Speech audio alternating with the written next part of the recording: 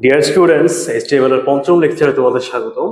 আজকের লেকচারে আমরা শিখবো কিভাবে আমরা ট্যাগ এবং অ্যাট্রিবিউট ব্যবহার করে একটা প্রপার এইচটিএমএল কোড তৈরি করতে পারি। তো তার জন্য আগে আমাদের কিছু এইচটিএমএল এর ট্যাগ জানা দরকার।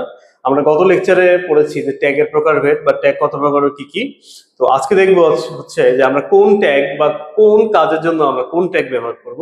তো ইতিমধ্যে দেখো আমি এখানে কিছু ট্যাগের ক্লাসিফিকেশন লিখে রেখেছি, কোন কোন টাইপের ট্যাগ আমরা ব্যবহার করে থাকি এবং কোন কোন কাজে। তো শুরুতে দেখো, এটা হচ্ছে সাধারণ ট্যাগ। সাধারণ ট্যাগ নরমালি আমরা একটা এইচটিএমএল এর যে কোনো টার্মে আমরা কোন কোন ট্যাগ ব্যবহার করতে পারি, আমরা সেই ট্যাগ গুলোকে হচ্ছে এই সাধারণ ট্যাগের মধ্যে হচ্ছে যুক্ত করেছি। তারপরে দেখো ফরম্যাটিং ট্যাগ। এই ফরম্যাটিং ট্যাগটা হচ্ছে আমাদের জন্য সবচেয়ে বেশি গুরুত্বপূর্ণ ট্যাগের মধ্যে একটা। এই ফরম্যাটিং ট্যাগ আসলে কি জিনিস বা কিভাবে কাজ করে। ধরো তুমি কোনো টেক্সট লিখতেছো বা তুমি কোনো নর্মাল কোনো আর্টিকেল লিখতেছো। তো আর্টিকেলের ক্ষেত্রে আমরা যেমন বোল্ড, ইটালিক, আন্ডারলাইন, এই যে যাবতীয় জিনিসগুলো আমরা ব্যবহার করি, ঠিক এই জিনিসগুলো হচ্ছে আমরা কিভাবে বা কোন ট্যাগ ব্যবহার করে আমরা এইচটিএমএল এর মাধ্যমে ইমপ্লিমেন্ট করবো, সেই কাজগুলো হচ্ছে মূলত ফরম্যাটিং ট্যাগ করে। ঠিক আছে, আচ্ছা। তারপরে দেখো এখানে আরেকটা ক্যাটাগরি ট্যাগ আছে, সেটা হচ্ছে লিস্ট ট্যাগ এবং হচ্ছে টেবিল ট্যাগ। ঠিক আছে, যে কোনো ধরনের লিস্ট তৈরি করতে গেলে আমরা কোন কোন ট্যাগ ব্যবহার করে থাকি সেই ট্যাগের তালিকাগুলো এখানে আছে। ঠিক আছে, আবার হচ্ছে টেবিলের ক্ষেত্রে আমরা কোন কোন ট্যাগ গুলো ব্যবহার করি সেগুলো হচ্ছে এখানে। আমরা একটা এইচটিএমএল এর প্রশ্ন লিখে রেখেছি, এটা সাধারণত ফরম্যাটিং ট্যাগ গুলো ব্যবহার করে করতে হয়। এখন এই কোডটা করার আগে আমাকে জানতে হবে একটা এইচটিএমএল এর কয়টা অংশ থাকে এবং কোন কোন অংশ হচ্ছে বাধ্যতামূলক ব্যবহার করতেই হয়, বা কোন কোন ট্যাগ গুলো আমাকে বাধ্যতামূলক কোথায় কোথায় ব্যবহার করতে হবে। দেখো, প্রথমেই এইচটিএমএল, তুমি যে কোনো এইচটিএমএল কোডের শুরুতে তুমি পুরো কোডটাকে হচ্ছে এইচটিএমএল ট্যাগ শুরু এবং এইচটিএমএল ট্যাগ শেষ, এই পুরো কোডটা হবে আমাদের এই এইচটিএমএল শুরু এবং শেষের মধ্যে। এটা হচ্ছে আমাদের প্রথম শর্ত।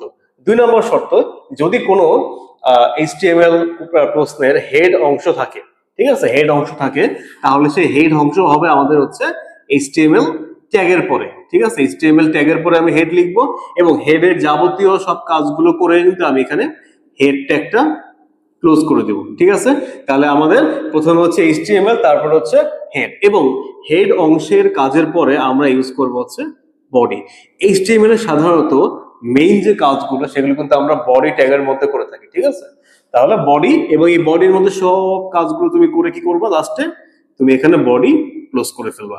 ঠিক আছে, বডি ক্লোজ, তারপরে কিন্তু তোমার হচ্ছে কাজ শেষ। তো এই এই কয়টা ট্যাগ কিন্তু হচ্ছে আমাদের মাস্ট হ্যাভ। তবে যদি কোনো অংশের মধ্যে আমার হেড ট্যাগ বা হেডের কাজ থাকে তখন আমি হচ্ছে হেড ব্যবহার করব, অথবা যদি কোনো অংশের মধ্যে আমার বডির কাজ থেকে থাকে, সাধারণত তোমার 95% প্লাস প্রশ্নের ক্ষেত্রে কিন্তু আমাদের হচ্ছে এই বডির কাজটা আছে বা বডি ট্যাগের কাজ আছে, বাট হেড ট্যাগের কাজ কখনো থাকতে পারে, কখনো নাও থাকতে পারে। ঠিক আছে, আচ্ছা চলো এখন আমরা দেখি এখানে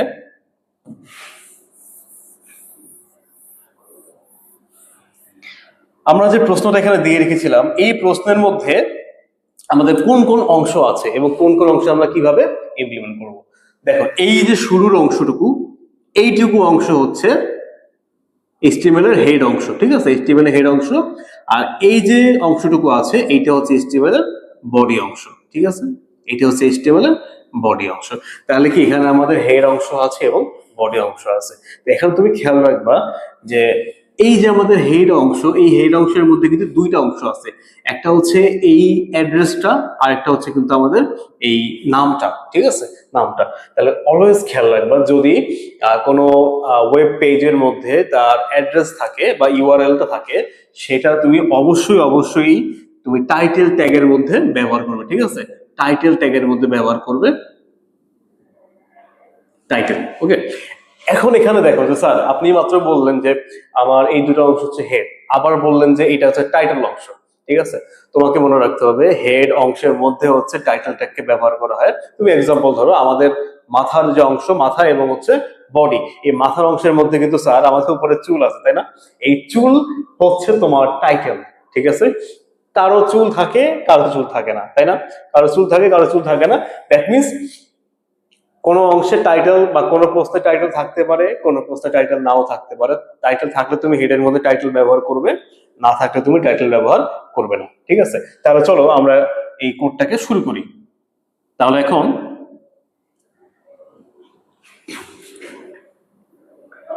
সবার শুরুতে আমি হচ্ছে HTML লিখবো। তোমাকে মনে রাখতে হবে যে এই HTML দিয়ে শুরু করা যায়, অথবা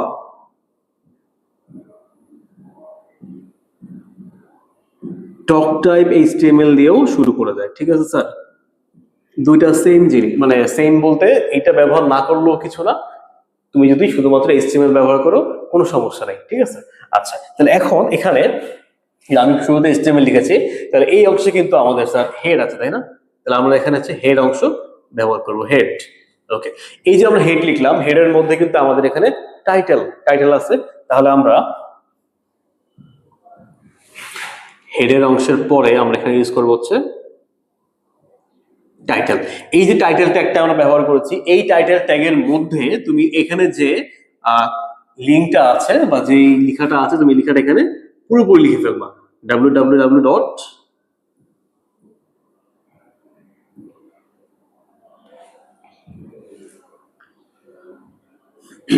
ict.com, তাই না? তাহলে আমাদের কিন্তু যে টেক্সট ছিল আমরা এখানে লিখে ফেলেছি।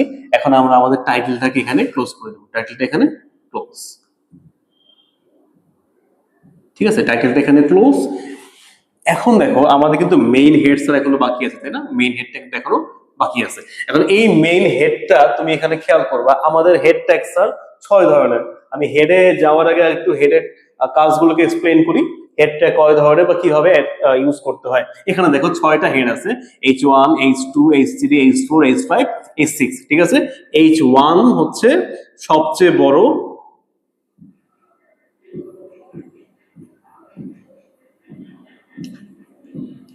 এবং H6 হচ্ছে সবচেয়ে ছোট। ঠিক আছে, সবচেয়ে ছোট। আমরা আমাদের প্রয়োজন মাফিক যেটা প্রয়োজন সেটা হচ্ছে আমরা ব্যবহার করব।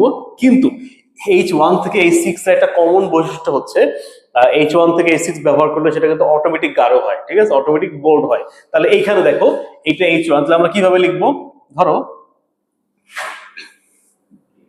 হেড লিখেছো,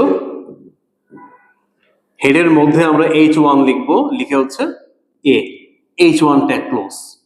ঠিক আছে, ঠিক এইভাবে আবার পরের এটা একটু ছোট, তাহলে আমরা আবার H2 লিখবো, H2, পরেরটি হচ্ছে H3, এইভাবে একদম সর্বশেষ H6 হবে সবচেয়ে ছোট। ঠিক আছে, তাহলে আমরা আমাদের প্রয়োজন মাফিক এটাকে ব্যবহার করবো এবং পরবর্তীতে হচ্ছে H6 হেড ট্যাগটা আমরা সেখানে ক্লোজ করে দেবো। ঠিক আছে, তাহলে এই হেডের ক্ষেত্রে এখানে দেখো তুমি যদি আমাদের বডির যে টেক্সট সাইজ আছে, এই বডির টেক্সট সাইজ থেকে যদি এইটা বড় বা ছোট হয়, কি বলছি, বড় অথবা ছোট হয় আমাদের হেডের টেক্সটটা, তাহলে তুমি হচ্ছে H1 থেকে H6 প্রয়োজন মাফিক ভাবে ব্যবহার করবা। কিন্তু যদি দেখো যে বডির টেক্সট সাইজ এবং আমাদের হেডের text size is quite similar এবং হেডের কিন্তু কোনো যদি গাঢ় না থাকে বা বোল্ড না থাকে, তখন তুমি হচ্ছে নর্মালি কি করবা, এই যে এখানে টাইটেল তুমি লিখেছো, টাইটেল লিখে জাস্ট যা লেখা আছে তুমি তাই এখানে লিখে দিবা, যা লেখা আছে তুমি তাই এখানে লিখে দিবা।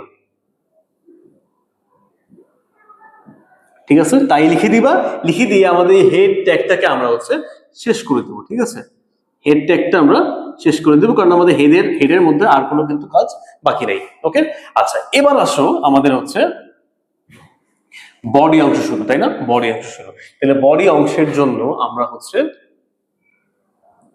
বডি ট্যাগ ব্যবহার করব। বডি ট্যাগ স্যার খেয়াল রাখবা যে যদি কোনো নর্মাল টেক্সট ফরম্যাট হয়, এই তোমার ফরম্যাটিং ট্যাগের কাজগুলো হয়, সেখানে তুমি অবশ্যই পি দিয়ে শুরু করবে। ঠিক আছে, অবশ্যই তুমি পি মানে হচ্ছে প্যারাগ্রাফ, পি মানে হচ্ছে প্যারাগ্রাফ, তুমি পি দিয়ে শুরু করবে। আচ্ছা এখন দেখো এখানে let's make ICT easy with ICT headers. এখন এই যে লেটস কিন্তু এখানে সিম্পল আছে, কোনো এক্সট্রা কিন্তু কোনো কাজ নেই। এক্সট্রা কাজ বলতে আমি কি বোঝাচ্ছি, বোল্ড, আন্ডারলাইন, ইটালিক এগুলো কিন্তু এখানে ব্যবহার হয়নি। তাহলে তুমি কি করবা, সিম্পলি তুমি এখানে হচ্ছে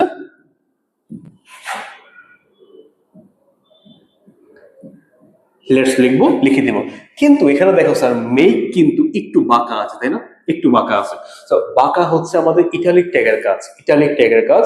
এবং ইটালিকের পাশাপাশি যদি আমি ইএম বা এমফাসাইজ ট্যাগ ব্যবহার করি তাও কিন্তু আমার লেখাটা কিন্তু বাঁকা হবে, ঠিক আছে? তাহলে এখানে আমরা লেটস এর পরে যেহেতু মেক শব্দটা হচ্ছে আমাদের ইটালিক, আমরা আই ট্যাগ দিব, আই ট্যাগ দিয়ে হচ্ছে মেক লিখবো। লিখে যেহেতু আমাদের মেকের শুধু মেক টু ইটালিক, আমরা এখানে আই ক্লোজ করে দেবো, ঠিক আছে? তাহলে I make, I tag close. তারপরে কি আছে স্যার? আইসিটি। স্যার দেখো মেক এবং ইজি থেকে কিন্তু আইসিটি লেখাটা একটু মোটা, তাই না? একটু মোটা, একটু গাঢ় এখানে। তাহলে আমরা কি করব? গাঢ়র জন্য হচ্ছে বি ট্যাগ ব্যবহার করব, গাঢ়র জন্য বি ট্যাগ ব্যবহার করব। বি মানে হচ্ছে বোল্ড, তাহলে আইসিটি এবং হচ্ছে বি ক্লোজ। ওকে, বি ক্লোজ, ফাইন। তারপরে ইজি উইথ, ইজি উইথ কিন্তু একদম নরমাল, ইজি উইথ একদম নরমাল, এখানে কিন্তু তেমন কোনো কাজ নাই। Easy with. এবার দেখো স্যার আইসিটির নিচে কিন্তু একটা আন্ডারলাইন আছে, তাই না? একটা আন্ডারলাইন দেওয়া আছে। তাহলে এখানে আমরা এই আইসিটি লেখার আগে আন্ডারলাইন মানে ইউ ট্যাগের ব্যবহার এখানে করব। You ICT. আচ্ছা, তারপর দেখো একটা লাইন নিচে চলে আসছে, কি আসছে? হেটার্স। কিন্তু হেটার্স এর নিচেও কিন্তু আমাদের আন্ডারলাইন ট্যাগটা আছে, তাই না? আন্ডারলাইন এর কাজটা আছে। এখন তুমি কি করবা স্যার? যদি কোনো এইচটিএমএল এর ক্ষেত্রে এক লাইন নিচে চলে আসে, এক লাইন নিচে চলে আসে, তখন তুমি বি আর ট্যাগ ব্যবহার করবা। বি আর মানে হচ্ছে ব্রেক, ঠিক আছে? বি আর মানে হচ্ছে ব্রেক। এই বি আর ট্যাগ ইউজ করলে হচ্ছে এক লাইন নিচে চলে আসে। এবং বিআর হচ্ছে একটা সিঙ্গেল ট্যাগ, এটা কিন্তু শুরু আছে কিন্তু কোনো শেষ নাই। তাহলে দেখো আমি এখানে ইউটাকে ক্লোজ করব না, ঠিক আছে? ইউটাকে আমি এখানে ক্লোজ করব না, না করে আমি এখানে একটা বিআর ইউজ করব। বিআর ইউজ করে কি লিখবো? Haters, haters. ওকে, এখন আমার কিন্তু এই হেটার্সটা কিন্তু ইউ এর মধ্যে আছে, তাই না? হেটার্সটা ইউ এর মধ্যেই আছে। এই যে এখন আমি এখানে গিয়ে ইউটা যদি ক্লোজ করি স্যার, তাহলে কিন্তু আইসিটিটাও আন্ডারলাইনের মধ্যে আসবে, হেটার্সটাও আন্ডারলাইনের মধ্যে আসবে, কিন্তু মাঝখানে একটা ব্রেক তৈরি হবে, ঠিক আছে? মাঝখানে একটা ব্রেক তৈরি হবে, একটা লাইন নিচে চলে আসবে। আশা করি বুঝতে পেরেছি এখানে। আচ্ছা, এখন দেখো আমাদের এইটুকুর কাজ শেষ, তাই না? এইটুকুর কাজ এখানে আমাদের শেষ। এবার এই লাইন দেখো, ফর্মুলা। তো ফর্মুলার ক্ষেত্রে, ফর্মুলা কিন্তু এখানে নর্মাল আছে, তাই না? ফর্মুলা নর্মাল আছে, কিন্তু স্যার আবার একটা লাইন নিচে আসছে না আমার এখানে? আবার এক লাইন নিচে আসছে। এখন আমি এখানে এটা ব্রেক দিতে পারি, তোমার যদি জায়গা সংকুলন না হয় তুমি এখানেও ব্রেক ইউজ করতে পারো।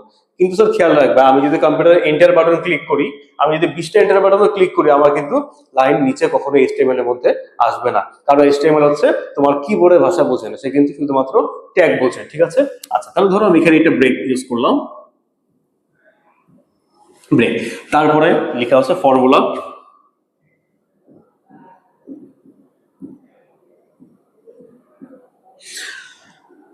এই ধরনের সিম্বল কোলন, সেমিকোলন, এই ধরনের ক্ষেত্রে কোনো এক্সট্রা ট্যাগের কিন্তু প্রয়োজন হয় না, তুমি নরমালি ইউজ করতে পারবা।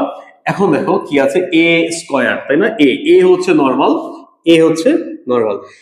এখানে স্যার একটা মনে রাখার বিষয় আছে, মনে রাখার বিষয়টা হচ্ছে যদি লেখার উপরে কোনো সংখ্যা বা কোনো কিছু থাকে, এই উপরের জন্য কিন্তু আমাকে এসইউপি ট্যাগ ব্যবহার করতে হবে, ঠিক আছে? এসইউপি, এসইউপি মানে হচ্ছে সুপার স্ক্রিপ্ট, সুপার স্ক্রিপ্ট।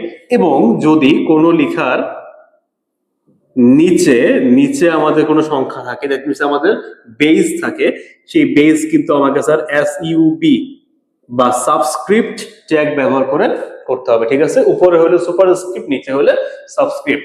এটা মনে রাখার একটা সবচেয়ে পারফেক্ট এক্সাম্পল হচ্ছে স্যার এসইউপি মানে কি?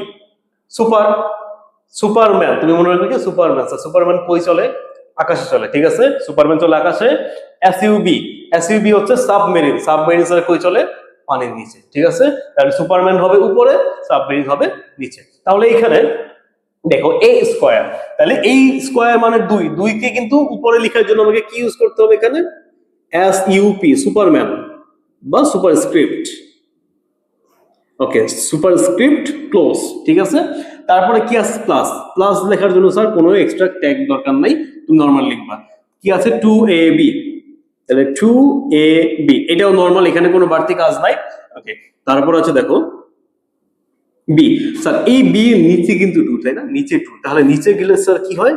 সাবস্ক্রিপ্ট, যেটাকে আমরা সাবমেরিন বলেছিলাম, তাহলে সাবস্ক্রিপ্ট টু, সাবস্ক্রিপ্ট ক্লোজ। ওকে, ডান। এইটুকু হচ্ছে আমাদের এই টু পর্যন্ত। ওকে, এইটুকু টু পর্যন্ত। আবার দেখো একটা লাইন কিন্তু এখানে ব্রেক করছে, তাই না? একটা লাইন নিচে আসছে, তাহলে এখানে আমরা কি ইউজ করব? Break tag. স্যার ব্রেক কিন্তু সিঙ্গেল ট্যাগ, হ্যাঁ মনে রাখতে হবে, ব্রেকে কোনো ক্লোজিং নাই।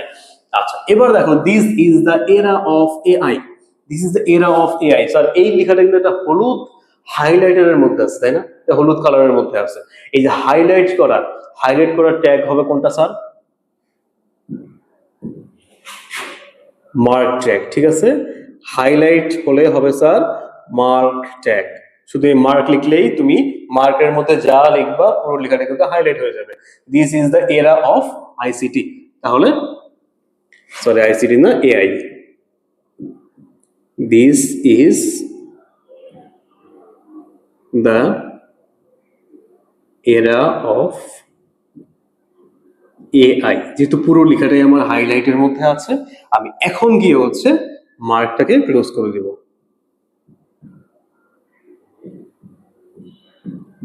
Mark close. Okay, mark close, fine. Okay, এখানেও কিন্তু একটা ব্রেক, তাই না? এখানেও একটা ব্রেক আছে, তার মানে একটা লাইন চলে গেছে। তাহলে এখানে ধরো আমরা একটা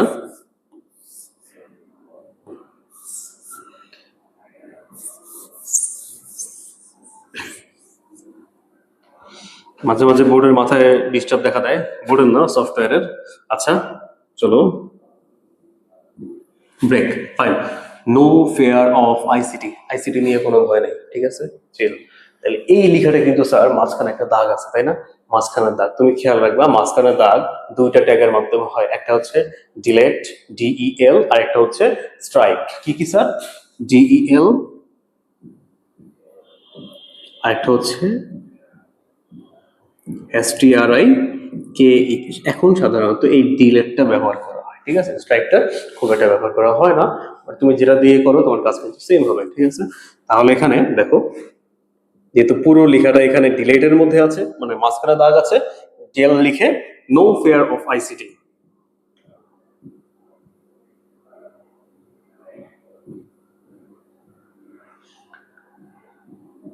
no fear of ICT, then del close. যেহেতু আমাদের ডিলেটটা হচ্ছে ডাবল ট্যাগ। ওকে, আর কোনো কাজ দেখে এখানে স্যার বাকি আছে? বাকি নেই। ওকে, এবার দেখো তুমি, তাহলে এখন তুমি সবসময় খেয়াল রাখবে স্যার ট্যাগের ক্লোজিং কিভাবে হয়। স্যার আমি যেখানে উপরে অনেকগুলো ট্যাগ ইউজ করছিলাম, এখানে কিন্তু অনেকগুলো ট্যাগে এখনো ক্লোজিং করিনি, তাই না? ট্যাগের ক্লোজিং তুমি সবসময় করবো হচ্ছে উল্টো দিকে, ঠিক আছে? উল্টো দিকে। আমি ফার্স্টে দেখো কি শুরু করছিলাম এখানে, পি ট্যাগ, তাই না? পি। পি কি কোথাও ক্লোজ করছি? আমি করি নাই। যেহেতু এখন আমার এই পুরোটার কাজ শেষ, আমি এখন হচ্ছে স্যার পি ট্যাগ ক্লোজ করবো, ঠিক আছে? P close. Okay, P. তারপরে কি স্যার বডি ক্লোজ করেছি? বডি কিন্তু ক্লোজ করি নাই। তারপর এখন হচ্ছে বডি ক্লোজ। হেড কিন্তু স্যার আমি অলরেডি ক্লোজ করছি, তাই না? হেড ক্লোজ করছি। বাকি আছে কি স্যার? এইচটিএমএল। আমি স্যার শুরুতে কি বলেছিলাম যে পুরো এইচটিএমএল কোডটা আমার এইচটিএমএল ট্যাগের মধ্যে থাকবে, ঠিক আছে? এইচটিএমএল ট্যাগের মধ্যে থাকবে। এই হচ্ছে আমাদের এই কোশ্চেনের বেসিসে আমাদের অ্যান্সার।